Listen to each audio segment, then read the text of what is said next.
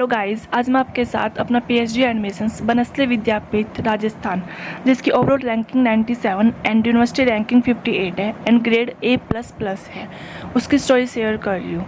मेरा net qualify हुआ 2022 दिसंबर attempt में हुआ और मैं 2021 से नवदीप कौर मैम को फॉलो करी। उन्हीं की मतलब जो वो गाइड करती थी वही स्टार्टिंग से फॉलो करी थी, उन्हीं से मैं पढ़ी थी ओवरऑल। मैंने किसी और को मतलब किसी और टीचर से एजुकेटर से कोई भी मतलब स्टडी नहीं की, ओनली नवदीप कौर मैम। उनकी बुक भी है मेरे पास और यहाँ तक कि मेरा उनके पास प्लस सब्सक्रिप्शन भी है। 2021 में किसी वजह से मेरा नेट क्वालिफाई नहीं हुआ, लेकिन 2022 में, क्योंकि उस टाइम कोविड चल रहा था और साल में एक ही बार एग्ज़ाम होते थे, तो 2022 में मेरा नेट क्वालिफाई हुआ। अब नॉर्मली हम यही सुनते हैं कि भी नेट क्वालिफाई होने पर यूनिवर्सिटी में एडमिशन लेना इजी हो जाता है, तो मैंने भी ये सोचा कि यूनिवर्सिटी में एडमिशन लेना अब मेरे लिए एक ईजी वे हो जाएगा। तो मैंने कई यूनिवर्सिटी में ट्राई करना स्टार्ट कर दिया नेट के बेसिस पे। लेकिन होता है कि स्टेट यूनिवर्सिटीज़ होती है ना, उनमें मोस्टली मतलब जेआरएफ को प्रेफर करते हैं फर्स्टली, मतलब सीट क्या होती है लिमिटेड होती है, और है ना जेआरएफ वालों को prefer mostly chance state university में या फिर सेंट्रल यूनिवर्सिटी में होता है। मैं ये नहीं कह रही कि भी नेट वालों को देते नहीं, लेकिन मोस्टली प्रेफर होने को करते हैं। क्योंकि दिसंबर टाइम था तो लाइक जो मैं हरियाणा से बिलोंग करती हूँ, तो फिर एमडीयू या केयू वगैरह उनके जो फॉर्म थे फिलअप प्रोसीजर्स मतलब कंप्लीट हो चुकी थी। तो मैंने और यूनिवर्सिटी लाइक जो ये मीरपुर यूनिवर्सिटी है, कई स्टेट यूनिवर्सिटी में मैंने ट्राई किया। मीरपुर यूनिवर्सिटी या फिर एक दो और जहाँ निकले हुए थे मैंने ट्राई किया। बट क्या होता है, ये जो हमारा 5 नंबर का यूनिवर्सिटी का जो होता है ना कि हमें मार्क्स मिलते हैं कि 5 नंबर के, उसकी वजह से हम कहीं ना कहीं लैग कर जाते हैं। फिर मैंने एक दो यूनिवर्सिटी में ट्राई किया और उसकी वजह से मैं लैग करी थी। एक तो जेआरएफ के मार्क्स की वजह से, और एक जो 5 मार्क्स का जो होता है उसकी वजह से लैग करी थी।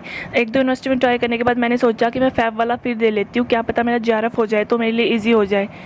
तो मैंने फैब वाला फिर से एग्ज़ाम दिया। मैं फॉलो नवदीप कौर मैम को ही करी थी, बट उस टाइम भी ये हुआ कि मेरा एक क्वेश्चन से जेआरएफ रह गया, मतलब पॉइंट समथिंग से मतलब परसेंटाइल में मैं फिर से लैग कर गई। अब मैंने फिर से स्टेट यूनिवर्सिटी में ट्राई करना स्टार्ट किया, लेकिन हुआ क्या कि ना कुछ ही यूनिवर्सिटी के उस टाइम ड्यूरेशन में निकलते हैं। मोस्टली जो यूनिवर्सिटी के हरियाणा में होता है वो नवंबर या दिसंबर के लास्ट में निकलते हैं। तो मैंने उनमें फिलअप किया एक दो यूनिवर्सिटी में, फिर वही 5 नंबर का लैग और जेआरएफ की जैसे फिर से मैं रह गई। तो मैंने डीम यूनिवर्सिटी और प्राइवेट यूनिवर्सिटी में ट्राई किया, जिनकी रैंकिंग और मतलब कि जो 100 या मतलब कि 120 150 के मतलब अप्रोक्स होती है। जैसे मानव रचना यूनिवर्सिटी फरीदाबाद की हो गया। फिर बिट्स पिलाने भी मैंने ट्राई किया, एमआईटी यूनिवर्सिटी में भी ट्राई किया, उन्हीं डीम और प्राइवेट यूनिवर्सिटी में जिनकी रैंकिंग बेस्ट है, तो मैंने वहाँ ट्राई किया। तो मेरा 2023 में बिट्स प्लान में क्या होता है कि मैनेजमेंट में करवाते हैं सिर्फ, तो वहाँ एमबीए साइड के बच्चे और जो एमकॉम साइड के दोनों के बच्चे कलेक्ट होने की वजह से बहुत ज़्यादा होगे। फिर वही सीट्स, क्योंकि मैंने अकाउंटिंग और फाइनेंस एरिया चूज़ किया हुआ है, तो वहाँ सीट अकाउंटिंग फाइनेंस की एक ही बच्चों को ले रहे थे, तो वहाँ भी नहीं हुआ। मानव रचना में भी नहीं हुआ। एमआईटी यूनिवर्सिटी में फिर से वही मतलब सिचुएशन आ गई कि मेरा मतलब नहीं हो पाया स्टेट में, डीम में भी, प्राइवेट में भी किसी ना किसी कारण से। तो मैंने फिर अप्रैल मतलब जो जून वाला टाइम था फिर से दिया। मैं क्या पता भी हर बार एक क्वेश्चन से रहती हो ही जाए, फिर दिया। फिर वही नेट फिर से एक क्वेश्चन से अगेन रह गया। तो मैंने फिर प्राइवेट यूनिवर्सिटी में दिया, एमआईटी यूनिवर्सिटी में।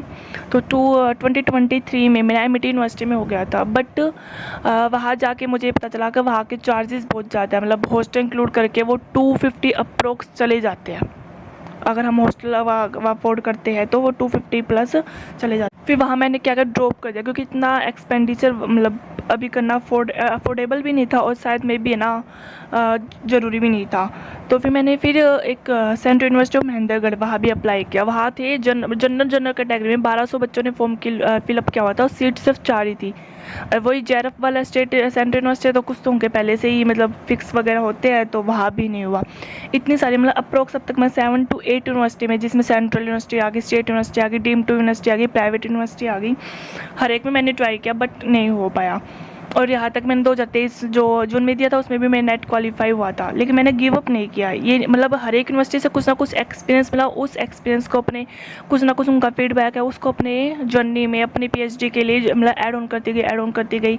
उससे फिर कुछ ना कुछ लेवल हमारा अप भी होता है। और साथ साथ नवदीप कौर मैम से टच में भी रही, यहाँ तक कि मैं गौरव सोइन सर का भी मैंने प्रपोजल कोर्स लिया हुआ था, क्योंकि उस टाइम जो नवदीप कौर मैम का जो पर्सनलाइज कोर्स था ना, मतलब उसकी सीट फुल हो चुकी थी। तो फिर मैंने गौरव सोइन सर के बेसिस पे ही जो है ना प्रपोजल बनाया था। उन्होंने भी एक एक चीज़ की बहुत अच्छी सी हमें नॉलेज दी थी कि कैसे हम हाइपोथेसिस लिखते हैं, कैसे डाटा कलेक्ट करते हैं, कैसे डाटा एनालिसिस करते हैं, मेंडेले का कैसे होता है, क्विटबोल का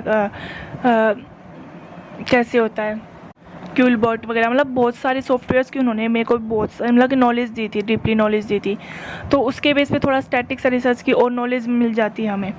फिर मैंने अब क्या किया, मैंने बनस्थली विद्यापीठ यूनिवर्सिटी में मैंने क्या किया, वहाँ पे ट्राई किया। उन्होंने प्रपोज़ल प्रिपेयर के लिए बोला हुआ था, उन्होंने एक प्रपोज़ल बनाने के लिए प्रिपेयर किया हुआ था। फिर उन्होंने जब मेरा इंटरव्यू लिया तो उस दौरान उनसे पूछा कि आप किस में मतलब रिसर्च करना चाहते हो, तो मैंने टॉपिक बता दिया। उन्होंने कहा अपने टॉपिक की डिटेल दीजिए कि कैसे डाटा कलेक्ट करेंगे, डाटा एनालिसिस कैसे करेंगे, हाइपोथेसिस कैसे बनाएंगे। फिर उन्होंने मुझसे बहुत सारे क्वेश्चंस पुटअप किए, लाइक जो टॉपिक था, जैसे लाइक मैंने ग्रीन अकाउंटिंग लिया हुआ था तो उसका मतलब मीनिंग क्या होता है, आपने ये क्यों यूज़ किया। फिर आप उसके लिए डाटा, जैसे कि मैंने टीए वगैरह लिखा था तो उसके बारे में पूछा कि ये होता कि टेस्ट क्या है। जैसे रिग्रेशन वगैरह के बारे में पूछा। रिग्रेशन के तो बहुत डीपली जा रहे थे वो कि भाई रिग्रेशन होता क्या है, रिग्रेशन के लिए आप कैसे मतलब फॉर्मूला क्या यूज़ करते हैं, अगर आप ये करते हो तो उसमें बी क्या होता है, बी को क्या कहते हो, लाइक रिग्रेशन कोफिशिएंट कहते हो।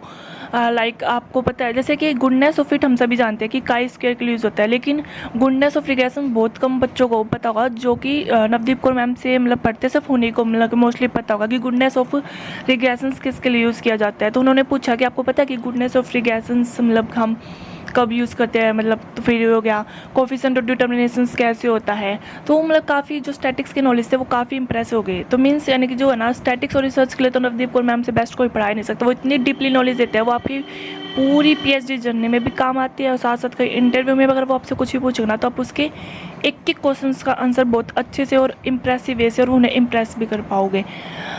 तो इन्होंने मुझसे इतने सारे क्वेश्चन पूछे, वो इम्प्रेसिव थे कि आपको इतना पता भी है टी टेस्ट एफ टेस्ट के बारे में, मतलब और ये रिग्रेशंस के बारे में, हाइपोथेसिस कैसे बनाओगे, APML स्टाइल के बारे में।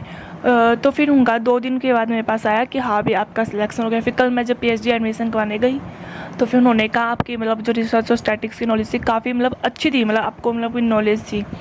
तो इस तरह से मैंने मतलब कंक्लूजन निकला कि एट लास्ट इतनी, जिसमें सेंट्रल यूनिवर्सिटी भी, स्टेट यूनिवर्सिटी भी, डीम यूनिवर्सिटी भी, प्राइवेट हर एक यूनिवर्सिटी, कम से कम मैंने 7 to 8 यूनिवर्सिटी में ट्राई किया जिसमें सारी आती है। उसके बाद गिव अप नहीं किया, मतलब गिव अप नहीं करना। हमें हर एक यूनिवर्सिटी से जो भी एक्सपीरियंस मिलता जाता है, जो भी बातें हमें पता चल जाती है, उसको मैंने अपने प्रपोजल में भी थोड़ा बहुत एड ऑन किया कि जो वो फीडबैक देते थे।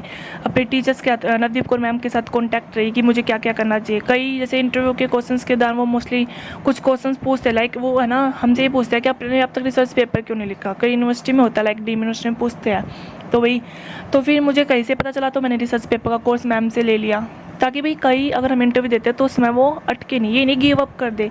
कहीं से कुछ नॉलेज मिल जाए, कहीं से मेरी फीडबैक मिल जाए तो उसको अपनी मतलब नॉलेज में ऐड ऑन करते जाओ।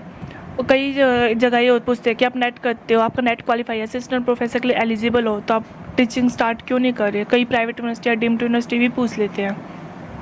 तो भाई इस तरह करते करते मेरी एट लास्ट मेरा बनस्थली विद्यापीठ, जो कि एक बेस्टेस्ट यूनिवर्सिटी में से एक यूनिवर्सिटी है, वहाँ एडमिशन हुआ।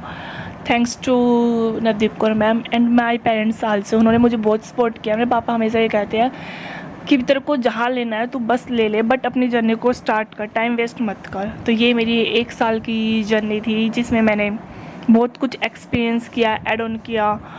That's all, thank you.